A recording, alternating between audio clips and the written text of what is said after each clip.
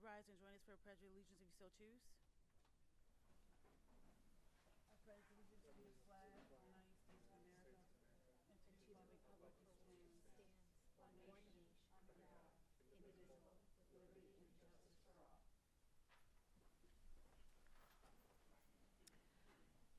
A motion to adopt the amended agenda.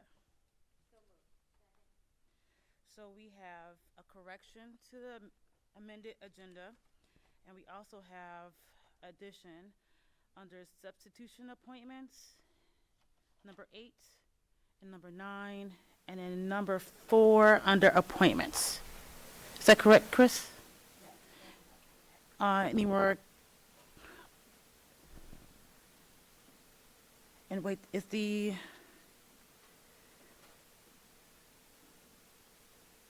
audit report was already added, correct? I can't remember now. Sorry, the audit report's already there. Sorry. All in favor? Any more discussion? All in favor? Aye. Oppose? Abstain. That passes 7-0. So, do you have any community input tonight? All right. Sorry. I'll have you come down first. Please use the mic. Your microphones too. Yeah. The first one. I signed the sheet, I didn't know when he had it.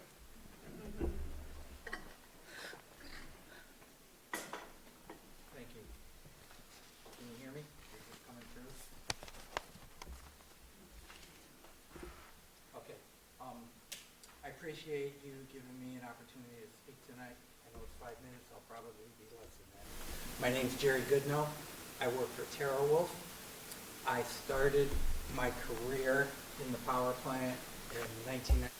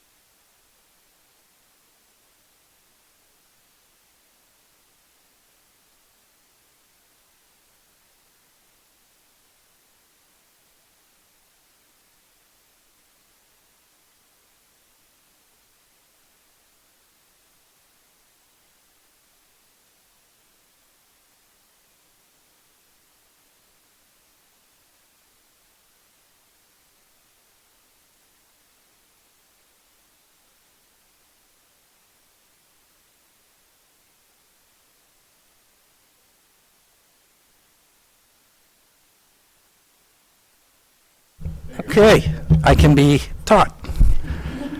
Okay, so we're going to try to reach broadband to as many households as we can. We've talked about the environmental aspects, the transformational aspects. I want people to understand the facts. There's a lot of misinformation out there. I'm going to leave a fact sheet. So the third piece tonight, I said 3, is another reason I'm here is I want to introduce this project to the community. We may not have the chance to introduce this project in the normal way a project is introduced, to go through the permitting process. The town may not allow that. I'm not here to have a discussion about that, but I want to make sure that you have the facts, and that if you believe like I do that this project is really good for this community, tax base, jobs, and if you believe that, perhaps you could get a hold of the town council, write them a letter, go to one of their meetings, and have a conversation with them about this. I have talked to 2 of the members. I told them I was coming here tonight, and I told them I was going to say that. Okay? Thank you for allowing me to speak.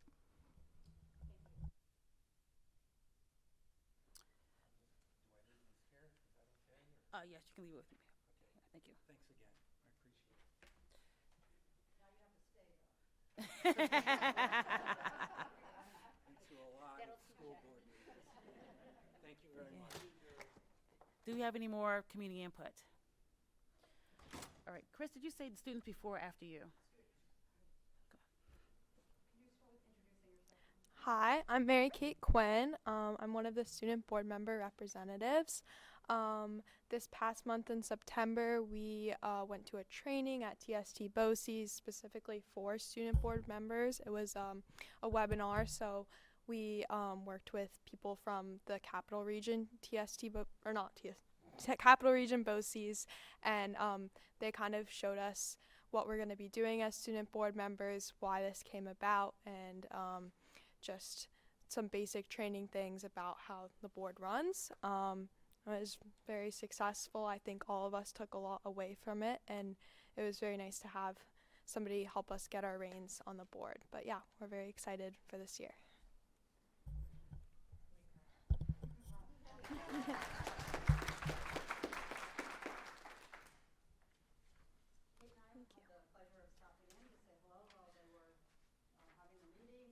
They would need our support, but they barely talked to us. They were with their colleagues, their own colleagues, and they were right into it. So it was great to see all of the students from the region together and learning about the processes.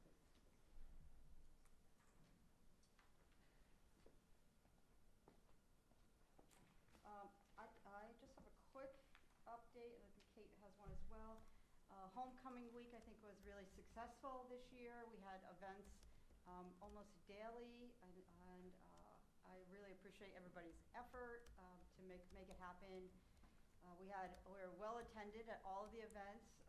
We got great feedback. We invited the Stanley Sobis family and Adam Heck family to join us for the ribbon cutting, which was really special. Thank you. And the field is now Stanley Sobis Stadium. Usually that means that there are increased seating. We did include bleachers on the other side for a couple people to sit in, so that happens.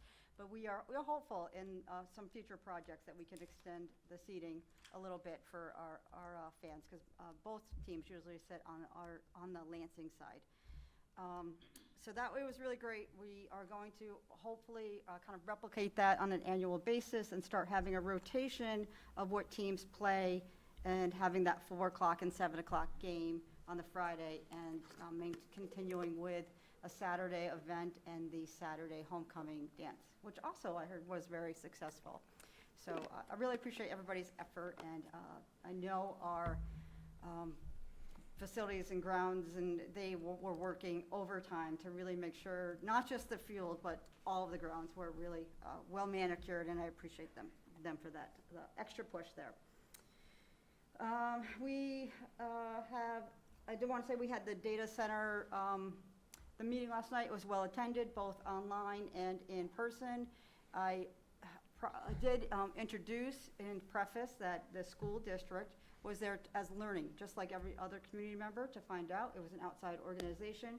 We're grateful to, and we learned quite a bit, and are helpful just to get the information out to our community because it does impact the Lansing community significantly. So I do appreciate everybody's feedback last night. Oh, I have a question on that. Mhm. The link was live, but now if you go on YouTube, it's like videos, shorts, and there's no live tab. So I know it's not our page. Right. I can provide that feedback to see, to make sure it's there. I know some people are already asking about the link. As you know, we've had some safety concerns. I just wanted to address that.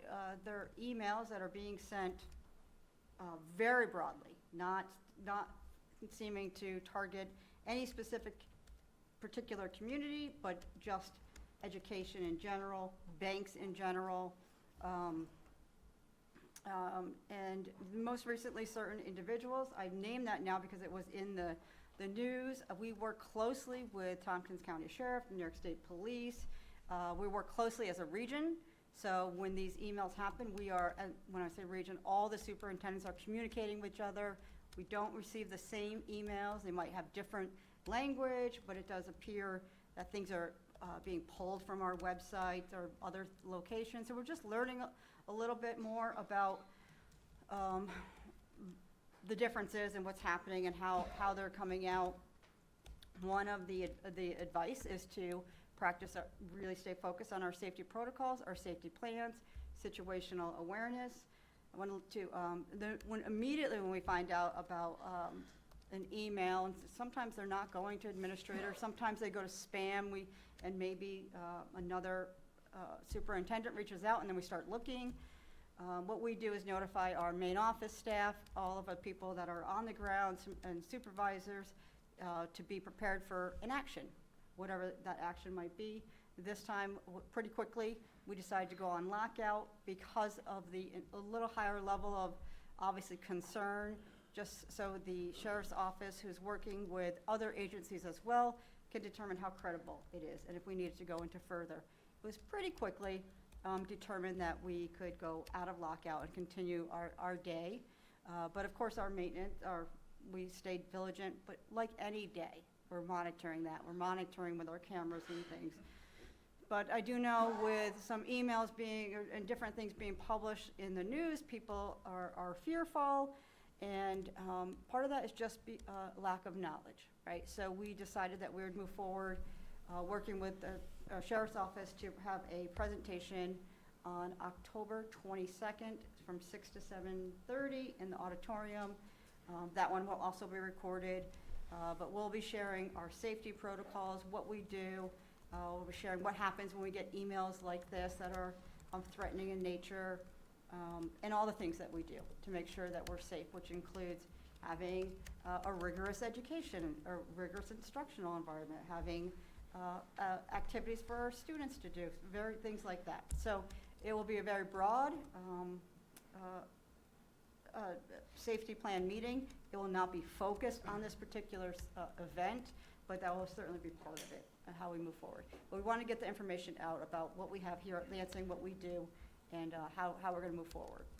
So I appreciate that, because I know as each one comes out, it's like weighs heavier on all of us in different ways. And so I appreciate all you do to make sure that our students are safe and that you're safe. Sorry. Yes. I have questions till the 22nd on that. For, if, I'm just like curious. probably Is then. it, like, are they law enforcement questions? Is it like people emailing, or is it a font, or we don't? Yeah, I mean, there's investigators that are really looking at all of that information, yeah. I And mean, it's not limited to us. no, not limited to us, not limited to school districts, not limited to, and sometimes it feels very random. So I think it might likely be a bot that's pulling from different, parts of your website and things, but we're just moving forward like we do every day with our safety protocols. But Matt, if you do But have, information might come out. but if you do have more questions that would help with the presentation, you can share with Chris via email. We offline. will be sending out a community survey asking like what the community would like to hear, so you can respond to that. Sure. We have some meetings coming up for the board meetings. We have policy that's set.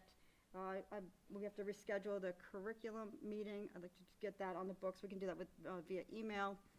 And facilities, as we're finalizing projects, we're like moving into our next one, so well, it's going to be kicking up pretty good. And we do have a budget committee this year. That will start on November, because we'll have all of our calendars and our updates by that point to really start kicking that off.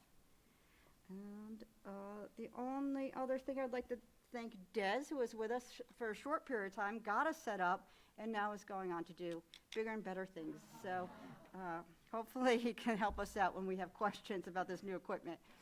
But thank you for your time with us. I appreciate it. I have a question. So I'll see. remotely related to the YouTube presentation, I streamed it, and it was very clear, and you could hear it, and it wasn't a lot of echoing. So what was that setup, and how was that different? Whatever it was good. It was good quality. Besides, I think we just had a regional hiccup in the internet. It was a really good quality streaming and audio. All of our equipment. It was a good quality. That was all of our equipment in the So whatever it was good. That's all I wanted to say. Great. Thank you. Okay, no administrators reports tonight. Board president. Oh, that's right. Okay. Sorry.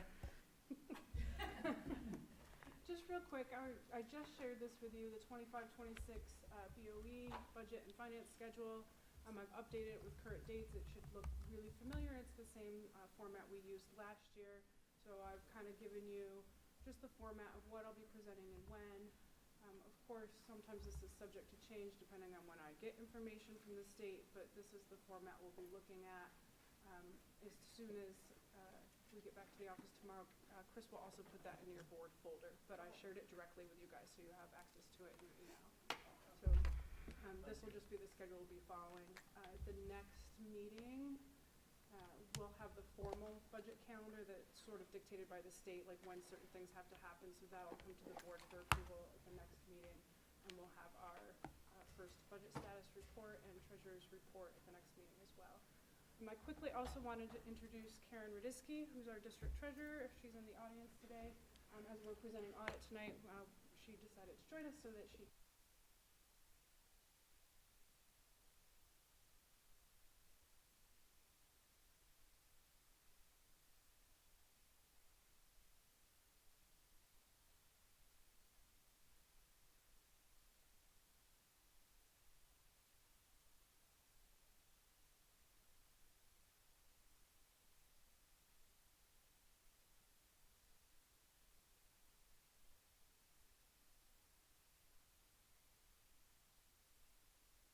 Proof or receipt of.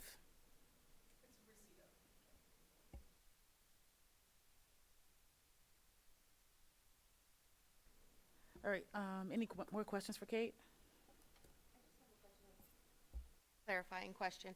Chris mentioned a budget committee. Is that of us? And is that the finance committee? Yes. Okay, okay.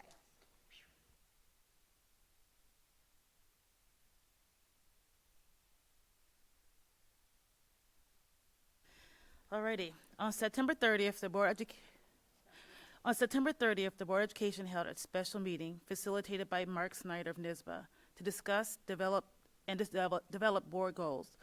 Although the meeting was not recorded, it was an announced meeting and subject to open meeting law, as it involved official board business. Over the course of 3 hours, board members engaged in a collaborative and focused discussion to create strategic goals. The result of this work were compiled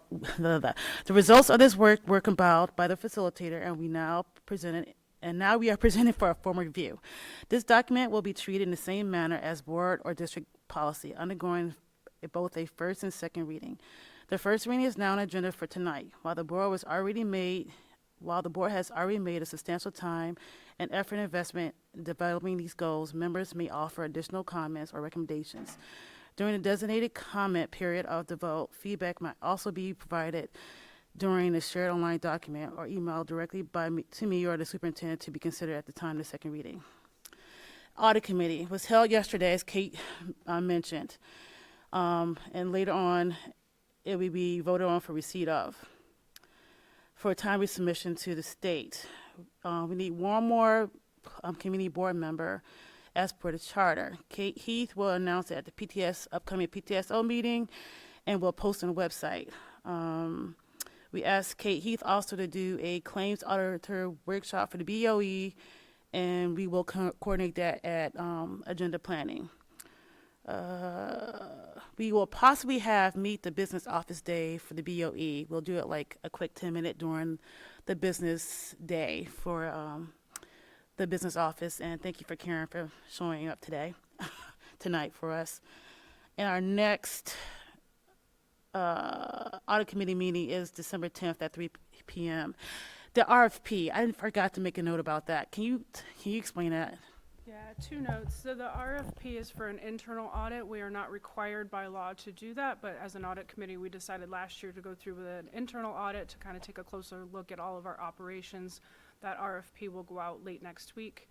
I did note, as I was building the budget calendar, we will have to move that audit committee date because our board meeting, nope, never mind, I shifted that. So I think we're set with that 12:10 meeting. So that is what the RFP is. Yep. So we are in need of one more community member. It can't be a board member, so if you know anyone who might be interested or someone we should invite, let us know. You can contact the superintendent or email me, and we'll ask them to come to our next meeting or show up at the next meeting, December 10th, 3 o'clock.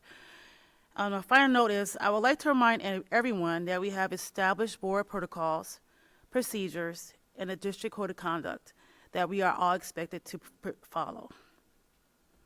It is deeply concerning that I continue to receive emails containing racist undertones, dog whistles, and personal attacks directed at me or other board members.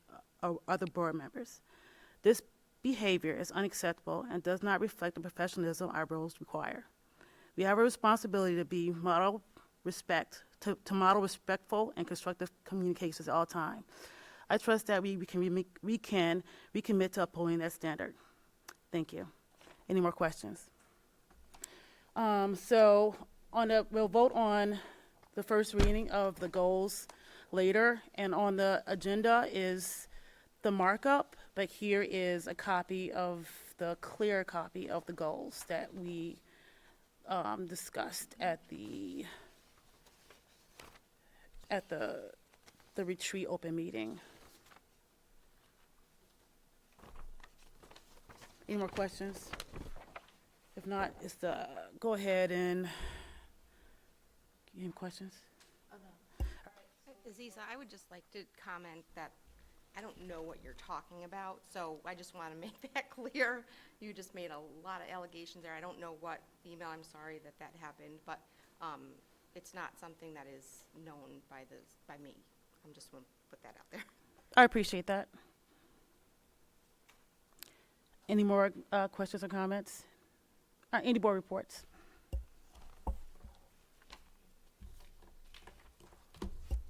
I just wanted to note that I sent you guys all a detailed report from the TST BOCES SBA.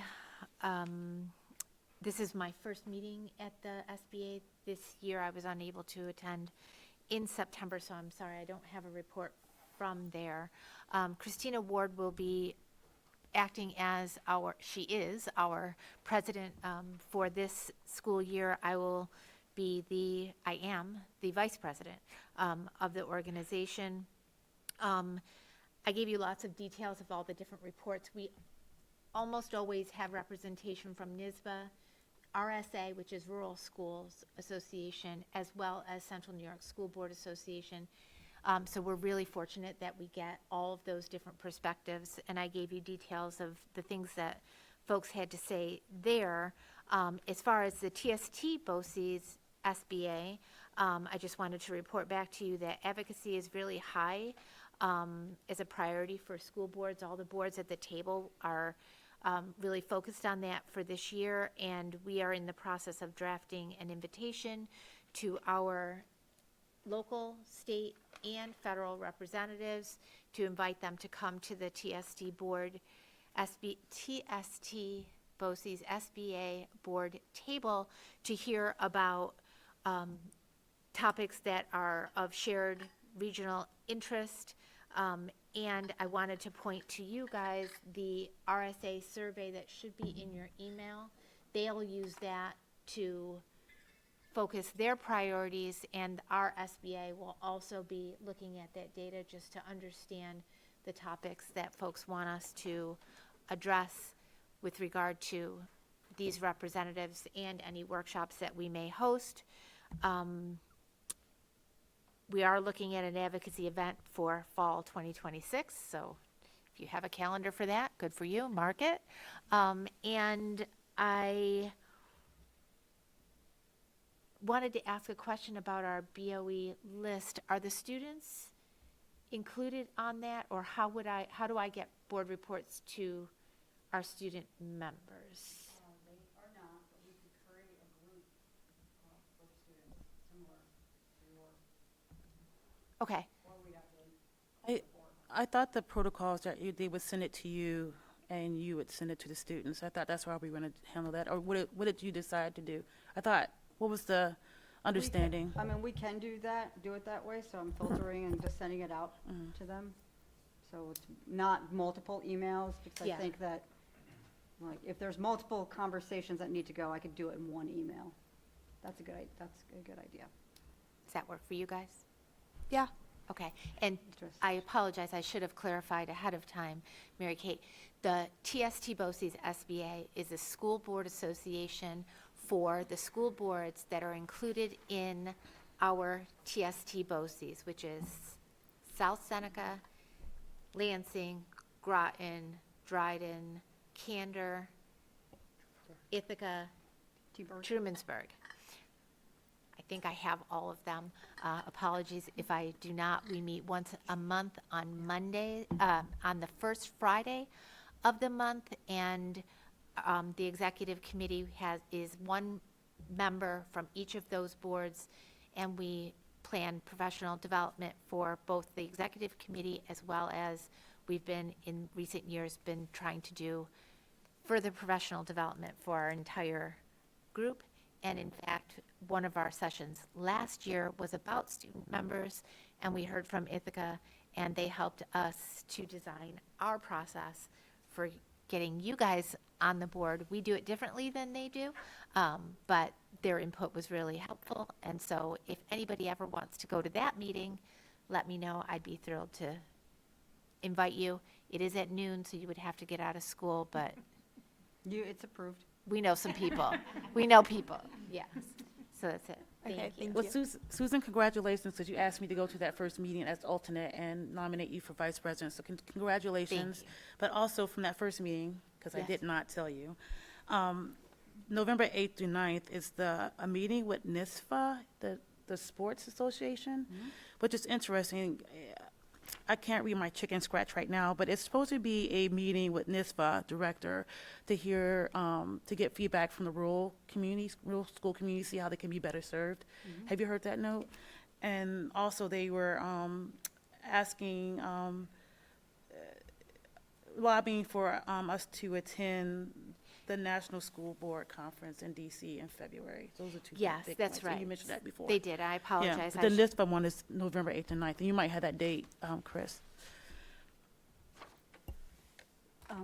Just as a note with the students, actually, I'm glad you brought that up. With their Google Classroom, they're not having to necessarily check email on a regular basis, so we do have a group chat, a text, which they won't get during the day, but they will get before or after school to say, hey, check your email. We're something going. So we have a system in place. Yes. Most of us do check our emails, though, so should be okay. Just not responding to me then. Right, exactly. Just ghosting you. Exactly.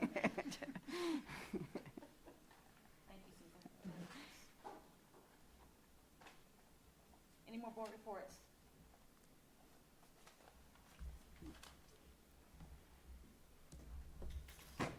All right, Ben, I think you're up. Please introduce yourself again. Des, do you want to, which microphone do you want to use? Thank you. You can sit if you want, I guess. It's up to you. Oh, it's all right. I don't Okay. mind standing. I've been sitting a lot today. So. All right.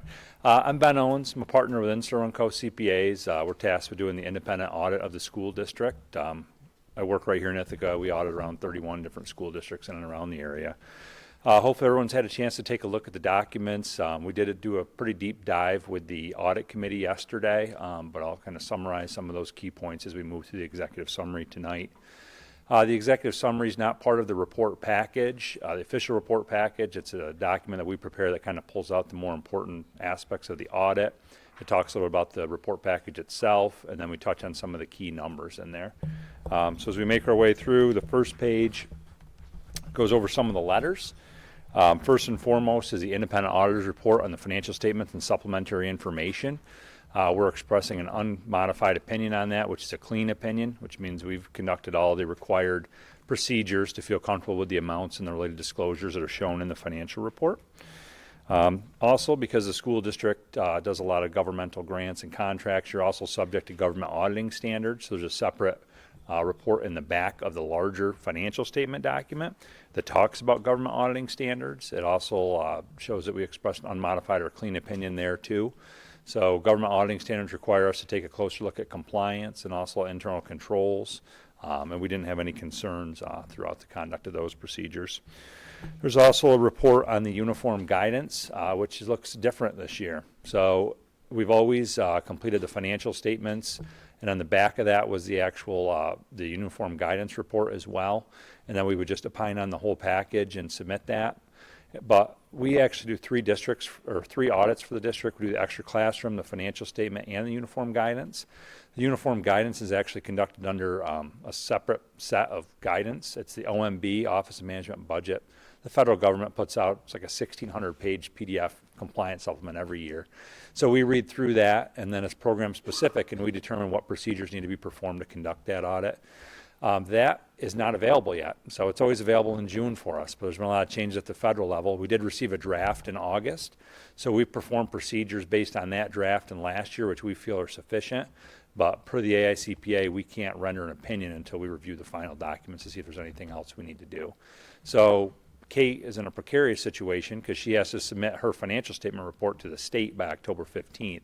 So we split the audits apart this year. So there'll be the financial statement audit, which she'll be able to submit by October 15th, and then we'll hopefully issue the federal one, hopefully in later this month or November, depending on when we receive that federal guidance. As far as the federal programs go, you did expend about $853,000 this year, which is over the $750,000 threshold. But it should be noted that that threshold is actually changing for next year. It'll be $1 million. So if your federal expenditures stay consistent for this year and don't exceed the $1 million, we probably won't do a federal audit next year. We'll just do the other two. All right. The next page talks about management comment letters. So for both the school district and for the extra classroom, we issue management comment letters, which are a whole separate letter. You can actually read through it, I presume, as part of the board reporting package. In that letter, there's different severities of findings that we can disclose. There's material weaknesses, significant deficiencies, compliance findings, or other matters. We're happy to report there was no compliance findings, no significant deficiencies or material weaknesses.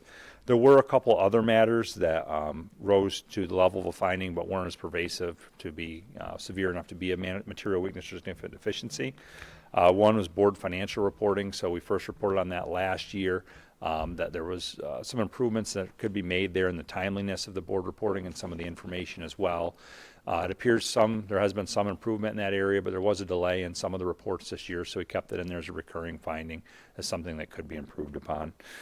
Fixed asset recording. Yep. So how do you measure that? How do you say it still needs to be an improvement? So that's measured based on our risk assessment, and the risk assessment's derived from a review of the board minutes, from looking at the timeliness of the items that were provided on the board docs, and then also from general inquiries with people inside the district and on the board as well. Yeah, so it's a pretty comprehensive approach to glean that information. There's also a couple other ones, fixed asset recording. So fixed asset recording, with a lot of districts, this is a kind of a common finding. At the end of the year, you need to update all your reports for any buses or trucks that were purchased or equipment or things that were disposed of. And sometimes during that process at year end, there's things that are overlooked. So we encourage the district to go through the minutes to review all the items that were surplused in the minutes, make sure they were deleted from the records, and then update with any new additions that were purchased during the year. Your district actually contracts with OCM, oh my gosh, getting a little tongue twisted here, to do the fixed assets. So we just need to make sure internally that you're communicating those changes to them, so John and the group up there can make sure those reports are accurate. And that'll be really important this year because you have a significant capital project to account for. And that rolled over a CIP during this year, but presumably will be capitalized and then aidable in this current year that we're in. And then there was another one on purchase procedures. So there was a couple instances we noted where there was purchase orders that were completed after an invoice date, which that suggests that the purchase policy is not being followed. That is a common finding. We have across a whole bunch of entities that we audit. But when we took a closer look, we also noticed that that was a common finding with the claims auditor. So that would be something that could be tightened up. We also noticed in reviewing the claims audit reports that there was no documented resolution from a management perspective. So we did talk about that at the audit committee level, and we suggested that that be reviewed and a management plan for any findings that are disclosed there be documented. So that should hopefully tighten that up. And I think one of the important things to point out there is we come in, we do a comprehensive audit once a year. The claims auditor, they're kind of a control that happens throughout the year. So it's important that those processes are adhered to ensure that the external audit's as clean as possible as well. Yep. But I think by and large, those are other matters or suggestions. I don't want to minimize them, but they're pretty small in comparison to a significant efficiency or material weakness of which you had neither. So. All right, independent auditors report and extra classroom activities. That's also a clean or unmodified opinion, which means we feel comfortable in those amounts and disclosures. The extra classroom activity management comment letter did not have a material weakness or significant deficiency, but there were some other findings that were noted there as recommendations really for the central treasurer to kind of help button that up. And across all the school districts we audit, I don't know as though there's any of those letters we issue that don't have findings on them because it's a learning activity for the students. They're going to miss, timeliness, they're going to miss signatures, but we more or less put that letter out as a learning tool for central treasurer to use with the students. All right. Communication letter. This is a two-part letter. So the first letter went out when we started the audit. It talked about our responsibilities for conducting an audit, management's responsibilities for conducting an audit. This letter accompanies the financial statements and points out some of the more important parts of the financial statements. The first bullet talks about the qualitative aspects of accounting practices. It talks about new accounting standards, which I'll talk about at the end. There was a couple new accounting GASB pronouncements this year. It also talks about estimates, that there's estimates that are interwoven in the financial statements. So the most significant of those estimates would be your other post-retirement health care benefit liability. That's based on an actuarial valuation that the district pays for. We actually get that actuarial valuation. We look at the methodologies, the assumptions that are baked into that to make sure we feel comfortable in the amounts before we sign off on the report. Also, the ERS and TRS pension systems, similar. The state contracts with an actuary that does that, and then they send a letter to Kate and Karen that says this is your proportionate share of all those. We actually get the KPMG reports. We review all that to make sure we're comfortable with that. And all that's disclosed in detail in your financial statements in those specific footnotes if you wanted more information. Corrected and uncorrected misstatements, so any material audit adjustments we have to disclose there. There were two of them. They're not totally uncommon. There was one for the capital projects. Obviously, there's a lot of activity this year there. And there was another smaller one for state aid that were booked. Those are disclosed in that letter. If you want to read more about it, you can go to that. Management representation, Kate's going to sign a letter that says that she's just been truthful and giving us everything we need to finalize the report. That's kind of all standard. And the rest of that letter's pretty standard language. All right, then we look at the charts on the next slide here. This is looking at the school district as a whole. You'll see in the 25 year, this takes a snapshot of your revenue. 61 cents of every dollar you received came through real property tax as opposed to 28% for state sources. Those are kind of the large ones. You see a dip in the operating grants. That's really due to the weaning of the ESSER funds. A lot of that was utilized in the prior year, and that's kind of scaling back to normal. The next slide takes a look at the expenses. The big takeaway here would be next one there would be instructional expense. So every dollar that was spent, essentially 78 cents of that went to instructional, which is good. Most of our districts are in the 70s, so you want to see that. The next slide, I'm just going to touch really briefly on these because we went through these in quite a lot of detail yesterday. But this slide takes a look at a 5-year snapshot of the general fund. You can see the total assets, some $6.3 million, down just slightly from last year's balance. Total liabilities, $2.4 million, which is up a little bit more, which a lot of that is actually just a reflection of an increase in the amounts due to the retirement system. There was an increase in the TRS contribution rate for districts this year, so we're seeing an increase across all of our districts there. The next page, when we take the assets and then back the liabilities out of it, we come up with your fund balance. This year, you ended the year with just under $4 million in fund balance. Some of that's broken out into restricted board-approved reserves. Some of it's assigned for specific uses, and then the remainder is unassigned. And you can see here over the last 5 years, you've been pretty consistent on your fund balance level. And we did talk a little bit about that yesterday. There'll be building aid that'll help boost some of that in subsequent years as the project's completed, but there's also a lot of uncertainty at the federal level too. Revenues, total revenue, some $38 million compared to $36.7 last year. There was a slight increase in the real property taxes and then a dip in your state sources. Last year was an abnormal year with a lot of foundation aid just passed out to all the districts. On the next slide, we take a look at the expenses. See total expenses, some $38 million, fairly consistent with last year's balance. Last year had a significant interfund transfer to capital fund, which is a one-time boost for the project that didn't occur this year, and you had increased instructional costs this year. Total revenue less expenses, about a $400,000 decrease in the overall fund balance in the general fund. Looking at the other funds that are included in the financial statements, your capital outlay, obviously that's the most significant one, nearly $12 million expended. Which is well worth it when you go up and walk around. It looks very nice, but this is where you see it flow through the numbers here.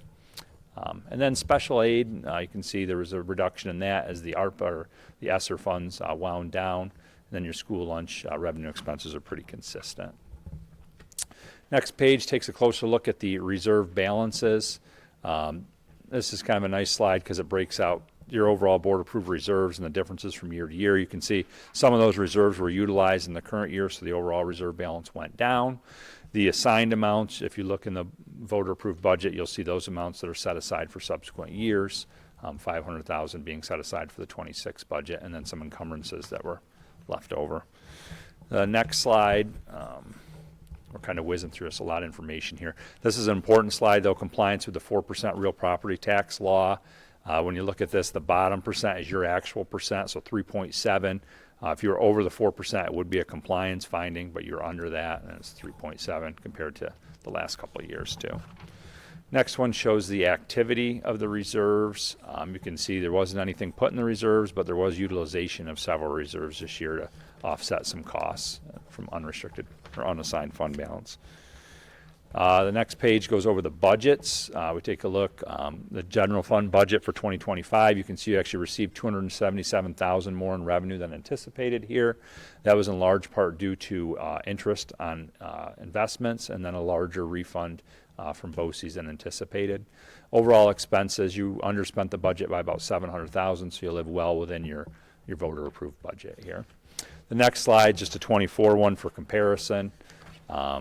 And you can see kind of similar numbers there. And then the next slide is the last slide with numbers on it here. This slide helps to prove out some of the numbers that are in the actual financial statements. When we look at the school all wound up, the full government-wide conversion, you ended the year with a total deficit of some $87 million, which obviously being a deficit is a pretty striking number. We added this slide to kind of help explain some of that. The largest reason for that is your GASB 75, which is the accruals for all your post-retirement health care benefits, all the promised benefits to current and retired teachers and staff. That was up to $90 million, and that's based on an actual valuation the school district pays for that looks at cost trends for health insurance like 75 years out. And there's a footnote in the financial statements that goes over all those assumptions and methodologies used to calculate it and ties out ultimately to that balance. So if it wasn't for that unfunded balance, which through New York State law you have no mechanism to fund, you'd actually have an unrestricted net position of a natural balance of $2.7 million. A lot of numbers. If you have any questions on those, I encourage you to read the financial statements, in particular the management discussion analysis. That really is a nice narrative form that goes over the difference from last year to this year. From the budget standpoint and the full district standpoint. Yep. One number that I was looking at in the liability general fund, the accounts payable and accruals went up Yep, let me take a quick look at that. Actually, Kate, you got the We were page looking there? at the liabilities, the general fund, accounts payable and accruals. It went up over 200%. Be a couple pages up. Yeah, that's probably due to the timing of the BOCES bill is what I would imagine at year end. Okay, One more page there. Yep, right there. yeah, page 7. Yep. So, accounts payable and accruals. So actually, some of what that was, there's deferred amounts that are set aside for health insurance for retirees. Right, So that was shown in that 565, plus there's some additional accruals in the general fund that tied out to that. well, why is that, is it set aside at a different, So the real Date reason than why that 24? increased so much last year, Karen actually brought the district up to speed with GASB 84, and some of those amounts were reflected in the general fund were actually grossed up this year. So your assets and your liabilities both went up for that, but it didn't have any impact on net position. But it does, when you look at comparatively to the 24 year, it does look a little bit higher. Yep. yeah, I didn't understand what you just said. I'm sorry. No, I'm thick, Yep. so tell me what, Yep. why is it different? Is it the timing? Is that what we're talking about? So we're actually talking about the recognition. So GASB 84 was implemented a couple of years ago, and that changed the way that you kind of handle fiduciary assets of what was shown previously in like a TA fund. That was brought over and moved to the general fund during this year. So what as part of that is there's a liability balance where when a teacher retires, they can set aside a certain amount, and that amount is used to offset future health insurance expense. And that's, I'm not talking about the retirement system, I'm talking about the accounts payable and accruals. Yep. That's carried over that way too? Yep, so it's actually shown in that number, yeah, it's in the accounts payable and accruals, because it's a liability, because the district, that teacher's retired, they're gone, now you have that fund, so it's actually in your cash balance too, but it's a liability because you haven't paid it to offset those future costs yet. Okay, It looks wonky there just because of kind of the timing of it, but that's the general nature that's what I behind was it. asking, okay. Yep. Thank you. And that's a good point too, John, because in the actual financial statements, these lines are broken out in a lot more detail. We roll them up, so there's actually quite a few balances aggregated in Right. that line, the Right. executive summary. Okay, thanks. Excellent. All right, the last page, if we skip to that, just talks about some accounting, changes in accounting policy. So there was one right before that. There was 2 GASB pronouncements. So GASB is the Government Accounting Standards Board. They're the regulatory agency that your financial statements conform to. So periodically they put out new statements that your financial statements have to conform to. The most recent one was GASB 101, which changed the way that we value compensated absences. It actually introduced an estimate to compensated absences. So before it was pretty black and white. Now you kind of have to estimate based on the district's historical usage of compensated absences and project that over the future. There is a restatement footnote in there, and there was quite a lot of legwork that was done by Megan in Kate's department, a lot of legwork, multiple tabs. We had to review all the teacher contracts through all the language for sick, vacation, any promised benefit, and then figure out the accrual for each one of those and then aggregate it to come up with the balance. It did wind up being over $1 million restatement to the district that we went back and restated 24 for. It had to be done retroactively as part of the statement, so we had to do it for 24 and 25. So there was quite a lot of extra work that went into that. There's also additional disclosures. So when you read through the financial statements, you'll see GASB 101 in there and more disclosure about promised benefits and the total amounts related to that. GASB 102 was another one that wasn't as labor intensive as GASB 101.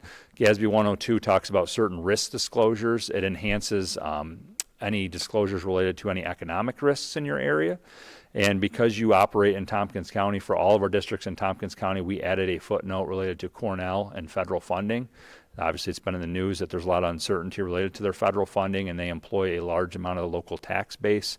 So there is a new footnote in there that talks about some of that uncertainty. So I would encourage you to kind of read that as it being something new this year. There's 2 new accounting standards that will go into effect next year for Kate and Karen to work on. GASB 103, financial reporting model improvements. That enhances some of the disclosures and the language around the budgets. So now in the management discussion analysis, there's going to be more of an emphasis on the change from the original to modified budget. We'll have some enhanced disclosures there that talk about any changes that were done throughout the year that were significant. And then there's another one, GASB 104, that talks about the disclosure of certain capital assets. That's going to clarify the fixed asset footnote and any leases, like your IPA leases that you might do for equipment. We'll have to add a little bit more detail in the footnotes in relation to those. We have a year to figure those out. But yeah, so aside from that, I think the audit, even that included, I think the audit went pretty well this year.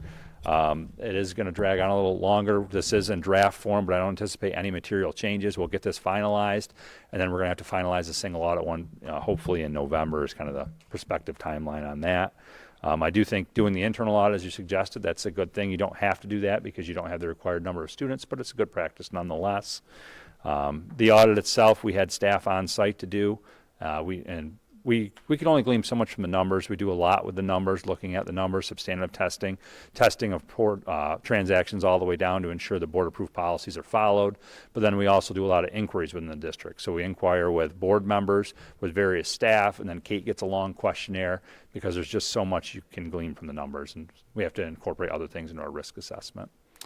So I would say it's a pretty positive audit tonight. So any questions on that? One clarification, too, this does have to be approved by the board, and the resolution with the approval on it has to be transmitted with the report October 15th to NICEAD. And if anyone has any questions, my contact information is right on our website, so I'm available throughout the year. So what are we doing with later in its meeting, the approval of the receipt of the report? Is it, are we acknowledging this report? And then is it more important for us to, but we're not gonna, what am I want to say? The language on the board report minutes or the agenda says to accept the audit. To accept the audit Yeah. report, but I would say what we would have input or what we would want to change about something is the management or the management response or the what do you call the Corrective action plan? corrective action report Yes, is yep. when Yes, that's the there's one that time we will for have that. more discussion about. But tonight we should focus on this is what it is, and okay, I just want to make sure we understand that. Okay. Yep. Any- Yeah. Okay. The state just says you need to accept it because they want the board obviously to take responsibility for the audit, so, yep. I guess I want to make sure, like, because approved and accepted has been an issue in the past, so I'll just make sure we understand. Okay. Any more questions? Yep. Thank All you, right. Ben. Thank you, yes. I probably won't stay for the rest of it. Thank you, Karen.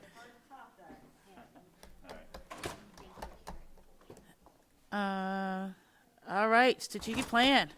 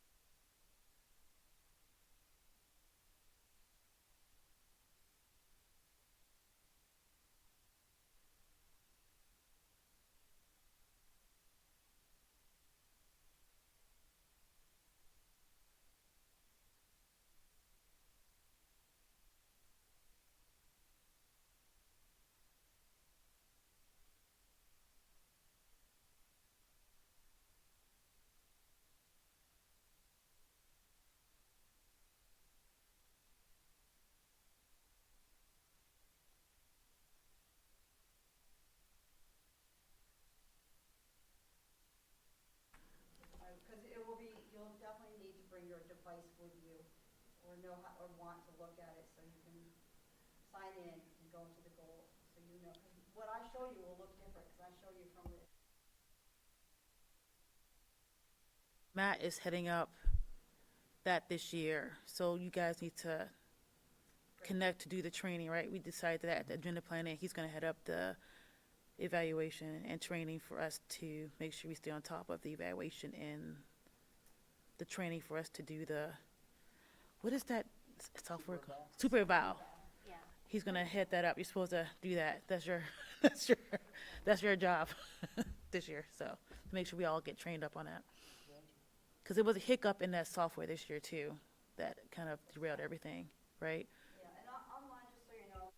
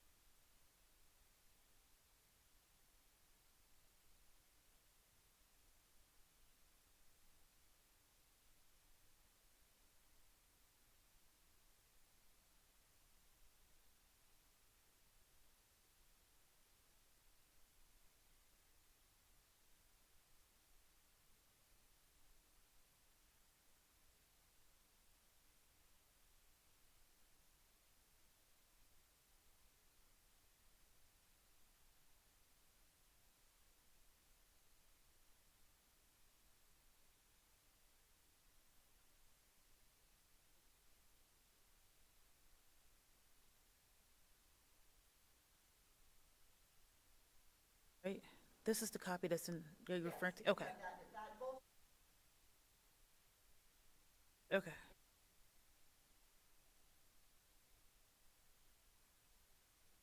Any more questions? Oh, sorry. But it's a lot to take in tonight, so please, review. But thank you. I appreciate your patience. Any more questions for Chris? Are you all set, Chris? All right, the moment we've all been waiting for. Approval of the consent agenda. A motion to approve the consent agenda. Items in the consent agenda will be enacted in one motion. There will be no separate discussion. All items were discussed prior to the board vote. All items were discussed prior to this meeting, and any items that were, all items were discussed previously. A motion to approve the consent agenda. So moved. All in favor? Opposed? Abstain? I'm sorry, all in favor? Opposed? Abstain? That passes 6-1-0. A motion to approve action, congratulations. Can I have a motion to approve action item? Can I have a motion to approve action item 5A? Action item 5A, acceptance of the audit report. Any discussion? All in favor? Opposed? Abstain? That passes 7-0-0. A motion to approve action item 5B. Second. Discussion, discard library items. Discard library item books. Any discussion? All in favor? Opposed, abstain. That passes 7-0-0. Can I have a motion for the memorandum of agreement, APE? Sorry, let me see what that is. That is. Yeah. Any discussion? All in favor? Opposed, abstain. That passes 7-0. Did I say in favor? Sorry. In favor? Opposed, abstain, sorry. That passes 7-0-0. Sorry, I'm so used to having the paper in front of me, sorry. Have a motion to approve action item 5B. D. Sorry, D. Discard high school score table. Second. Any discussion? All in favor? Oppose, abstain, that passes 7-0-0. Can I have a motion to approve action item 5E? That is discard. Kate wants to buy that. Okay. This is the one they send me to conferences in, honestly. Gosh, it keeps moving on me, sorry. Vehicle, sorry. Which vehicle is that? It keeps moving on me. One of the old facilities trucks. Any discussion? What do we do? We're just throwing away. It goes to auction or something. Where's it going, Kate? We'll put it on Auctions On auction. International. Any more discussion? All in favor? Aye. Oppose, abstain.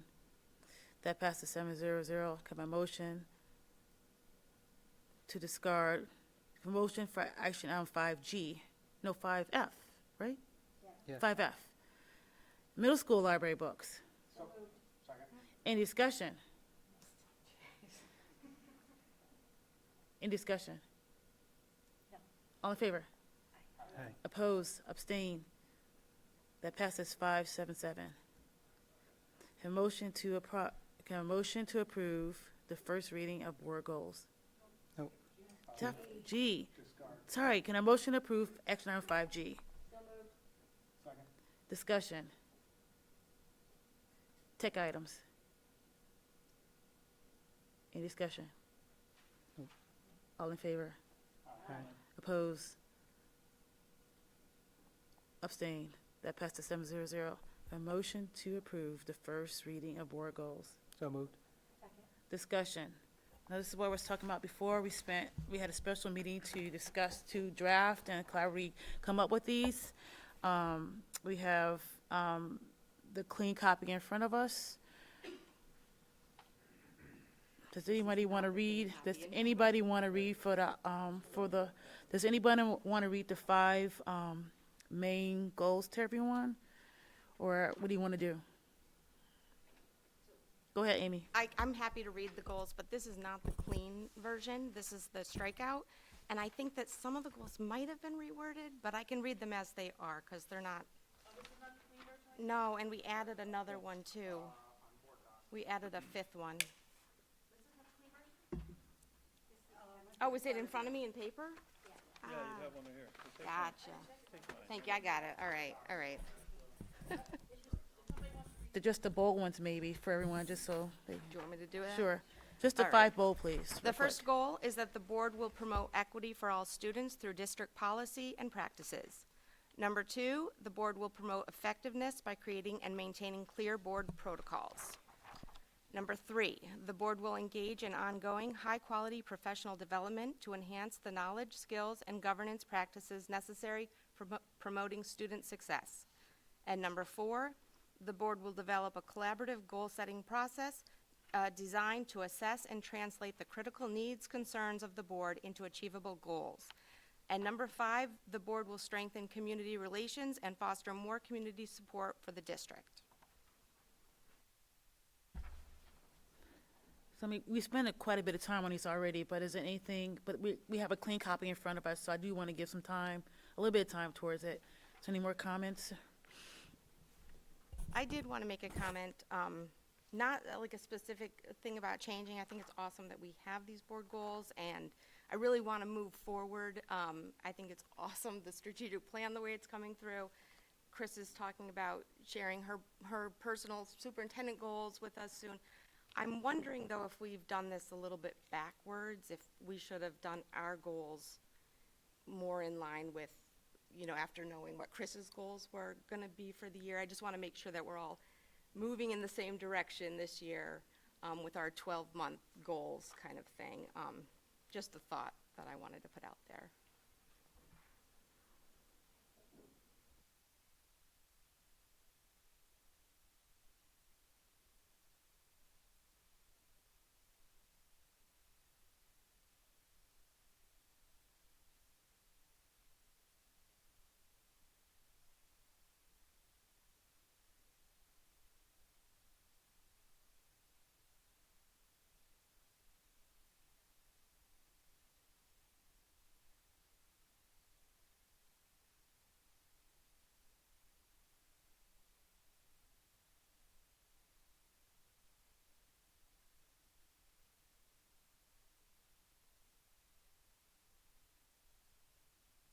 Yeah, and just to be like kind of clear about what I'm thinking, it's, if you look at board goal number 1, the board will promote equity for all students through district policy and practices. Obviously a noble goal, great thing.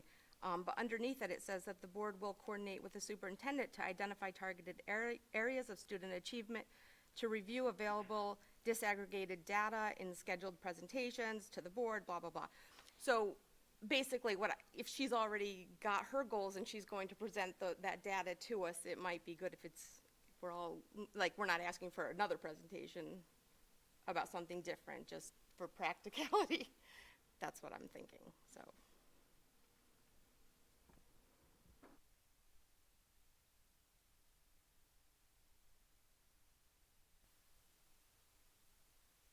I don't know that I'm 100% following Amy. In terms of, you mean what is actually planned to happen this year, or that it will happen this year? I think what she means is, since we're going to integrate her goals in it, we ought to know what they are, what the superintendent's goals are. And then we integrate that right into this. Because we all want to be on the same page. It's definitely true. I'm thinking like equity, how do we know that we've achieved equity or that we've even moved towards equity?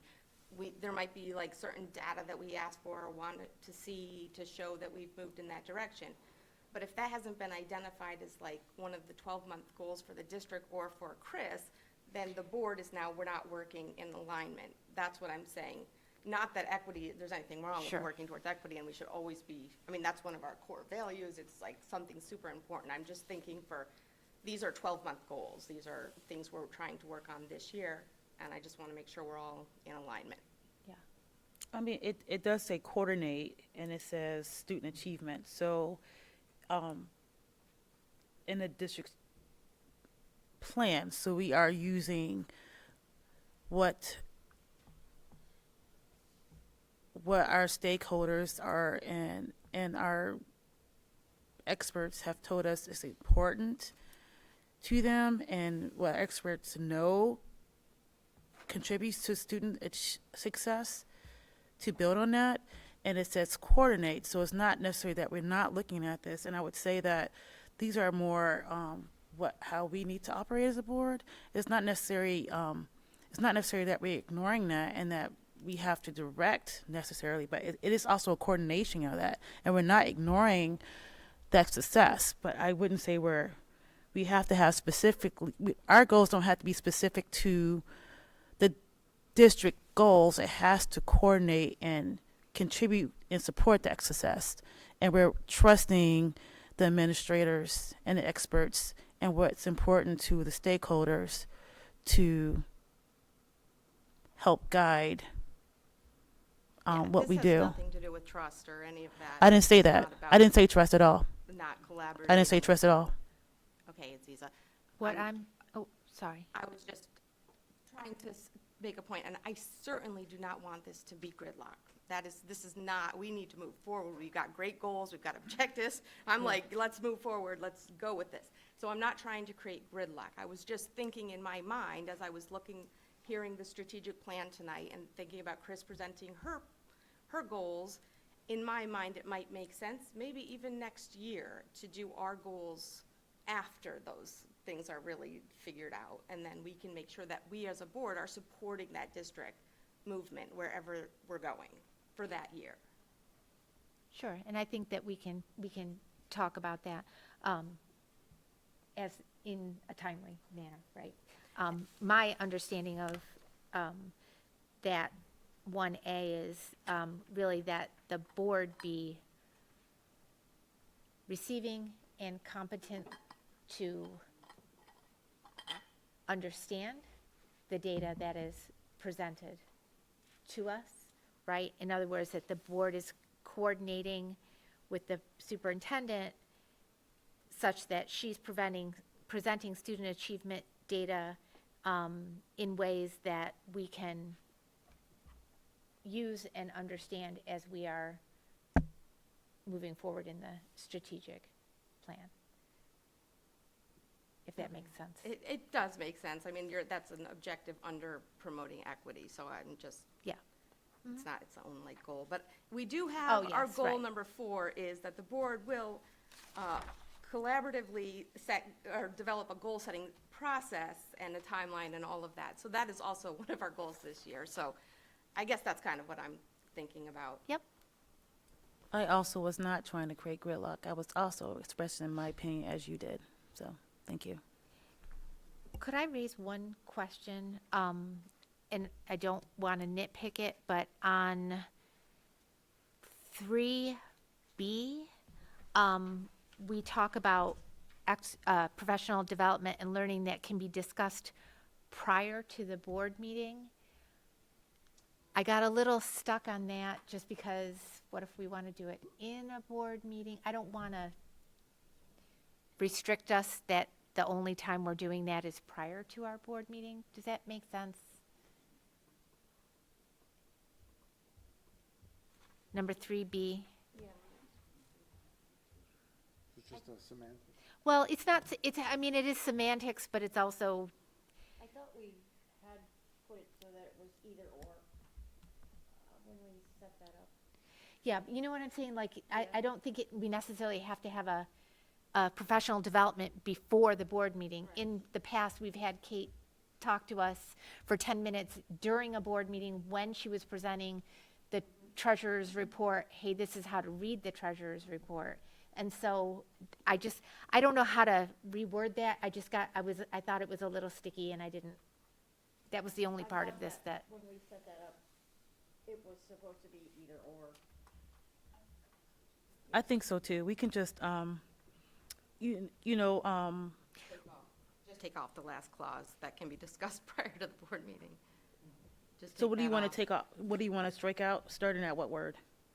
Take off that can be discussed prior to the board meeting. Yeah, period after learning. Okay. Correct. We can just, for the next reading, we can just submit that for the next reading. And Update then that for other the next than reading. that, I'm good. Any more discussion? All in favor? Aye. Opposed, abstained, that passes 700. Thank you. Have a motion to approve action item 5J. Dang it. Yeah, first reading of policies 5500, 5550, 8636. So moved. Second. Any discussion? Eddie updates, these are really legal, that what came through NISBA, they're very, nothing's really changing the practice, it's any just legal ones. Oh, I thought these were second readings, but maybe I saw this in policy, policy committee. These are the first, okay. Okay.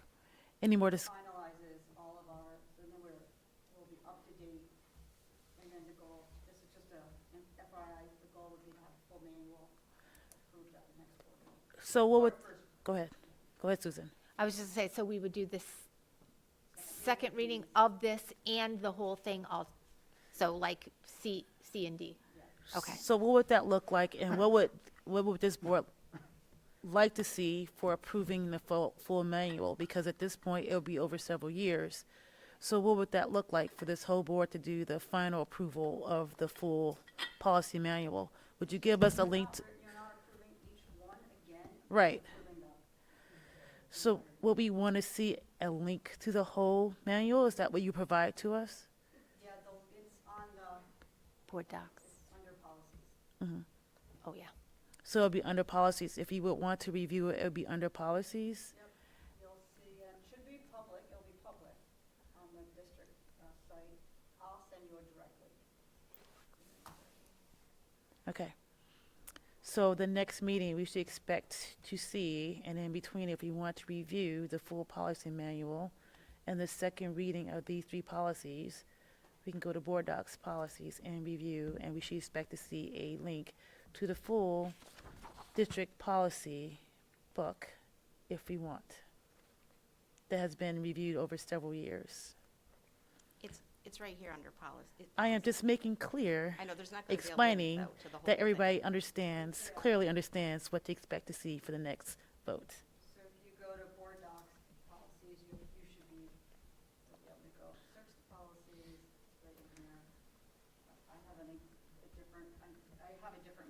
Right. everything fine. Yeah, it comes up Yeah. now, right now. Right on the side. Yeah, Yeah. right on the Yeah. side, you can see them all by their. Yep, so are we, By everybody letter and knows what number. to expect for next time.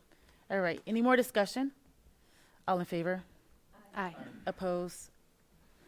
Abstain? That passes 700. Have a motion to approve action item 5J, speech, language, and therapy service agreement. So moved. Second. Any discussion? All in favor? Aye. Oppose? Abstain? That passes 700. Have a motion to approve memorandum of agreement, high school office. So moved. Second. Any discussion? This is one of our LSA members that's covering additional time to support a position that we are unable to fill. or substitute. Any more discussion? All in favor? Aye. Opposed? Abstain? That passes 700. Can I have a motion to adjourn? So moved. Second. Discussion. The only other thing I meant to mention earlier is that we've changed the meeting schedule a little bit to observe religious observations, and we had some conferences, and we had some personal calendars we wanted to accommodate, and we had a lot of meetings. We should be on a regular schedule going forward. So thank you for your patience and understanding. October 14th meeting is canceled, and now we're. That's right. October 27th? 7th. 27th, thank you. Our next meeting it is the 27th. Oh, I had that wrong.